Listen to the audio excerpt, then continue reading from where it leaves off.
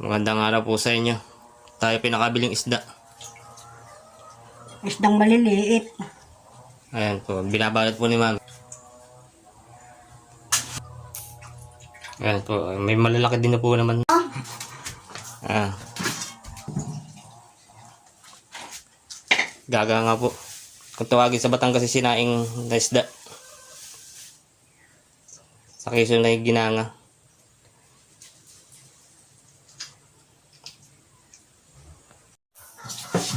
Ayan po. Ang rekado lang po niya ay luya, suka, paminta, asin.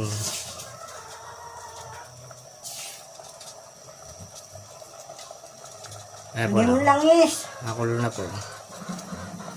Ayos yan. Ayan po. Piprito po niya mamaya. Para ka din ng peritos.